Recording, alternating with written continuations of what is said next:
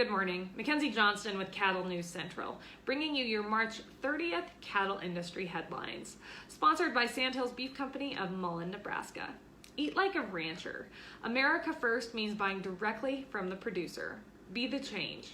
To learn about everything Sandhills Beef Company has to offer, head on over to their website, www.sandhillsbeefco.com.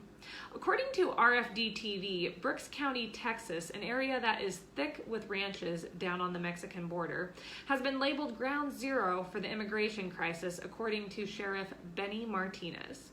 Illegal immigration has become so rampant through these ranches that some smugglers even have a beacon where immigrants can find information on where to get help in both English and Spanish. Martinez said that these smugglers just roll through these ranches by cutting fences and gate locks. The Brooks County Sheriff's Office is currently home to a sea of vehicles which have mostly been seized from smugglers, a telltale sign as to how bad the issue really is.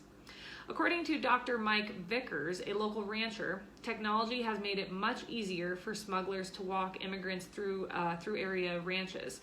A phone with a GPS, easy peasy, walk them right through those ranches without any troubles.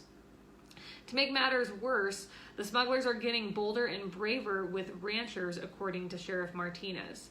Smugglers have threatened ranchers numerous times, and Martinez worries that future situations may arise that could be life-threatening for ranchers. According to Shaylee Stewart with DTN Progressive Farmer, last week's remarkable trade was exactly what the cattle market needed.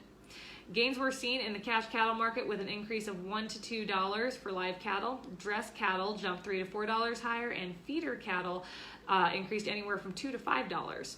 Stewart believes that the stars are aligning for the cattle market to have a vigorous rally, which is wonderful news. Packers are soaking up profits on the boxed beef sector, which will allow them to pay more for cash cattle in the upcoming week.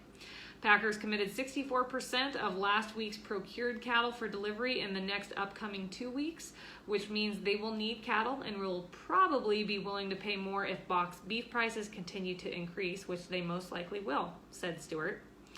Stewart closed by saying that cattlemen need to push for the market in this upcoming week's trade. Whether we're talking about fat cattle prices, dress cattle prices, or feeder cattle prices, when there is more to be had, cattlemen need to take full advantage and push the packers for more. According to Feedstuffs, yesterday the Ever Given container ship that has been lodged in the Suez Canal for the past 6 days was partially freed. Ever Given became stuck when it ran aground while entering the canal from the Red Sea last week. However, restoring normal traffic now through the Suez Canal will come with numerous challenges.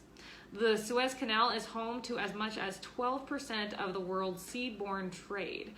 More than 18,800 ships with a net tonnage of 1.17 billion metric tons passed through the canal back in 2020, which equates to an average of 51 and a half ships per day. According to Archer Financial Services analyst Dennis Smith, the majority of European pork bound for China travels through the Suez Canal. It is possible to go around the canal, but the cost of doing so is an extra $500,000, he said. The Ever Given container ship is one of the largest in the world, weighing 220,000 tons, stretching a quarter-mile long, and the ship also has a 20,000 container capacity, so absolutely massive. That is all I have for news for you guys this morning. I hope everyone's week is going well. I hope no one blew away last night or yesterday afternoon. This wind is horrendous. It rolled through last night, and my goodness, it is something else. Have yourself a terrific Tuesday, and I'll see you guys tomorrow morning.